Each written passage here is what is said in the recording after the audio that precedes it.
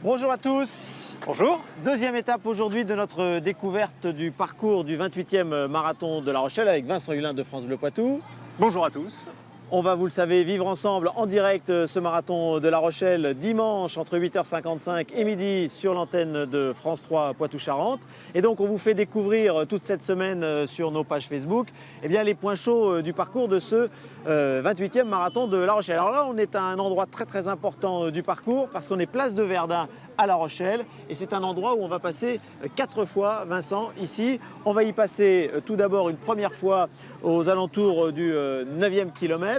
On va passer comme ça. Ensuite, on va revenir, on sera juste un petit peu avant le semi-marathon. On va repasser une deuxième fois, on sera autour du 30e kilomètre. Et alors, le dernier passage, ce sera donc à moins d'1 kilomètre de l'arrivée. Donc c'est vraiment une place très importante. C'est un endroit où en plus pour le public, c'est vraiment facile de venir essayer de voir les coureurs.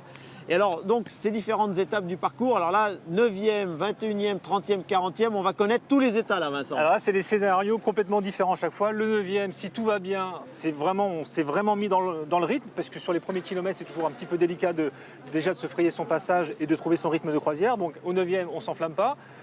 Juste quasiment au niveau du semi-marathon, donc là normalement c'est la vraie vitesse de croisière, on doit respecter ces temps de passage pour ceux qui ont des temps de passage à faire. Après quand on arrive au 30e, c'est le fameux mur, donc ça commence à être compliqué, on serre les dents, on essaie de garder des pensées positives.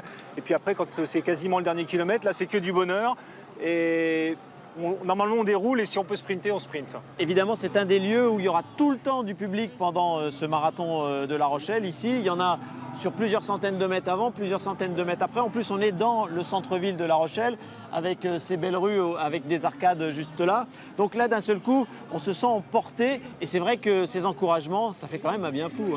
Franchement, sur des marathons, pour en avoir fait quelques-uns, quand vous êtes dans le dur et que vous tombez un moment sur une petite banda, un petit peu de musique, un petit peu d'encouragement, il suffit d'un regard, d'un applaudissement et franchement, ça vous remet le facteur droit sur son vélo et après ça nous booste et on peut vraiment finir dans un bon état d'esprit. Donc voilà, si vous êtes sur le bord, n'hésitez pas à encourager parce que tous les encouragements sont bons à prendre. Voilà, et puis alors la place de Verdun, c'est aussi le lieu des relais du challenge entreprise. C'est ici, là juste derrière nous au niveau des arrêts de bus, qu'on va pouvoir se passer le témoin pour disputer le marathon en relais avec chacun la bannière de sa société. Donc voilà, c'est vraiment ici la place de Verdun à La Rochelle, le point central avec celui qu'on vous a présenté hier devant l'office de tourisme où l'on va passer 4 fois. Il y a 2 endroits sur le parcours où on va pouvoir voir à plusieurs reprises les coureurs, place de Verdun et hier l'office de tourisme. On va continuer notre petite découverte du parcours et on va aller donc maintenant découvrir la difficulté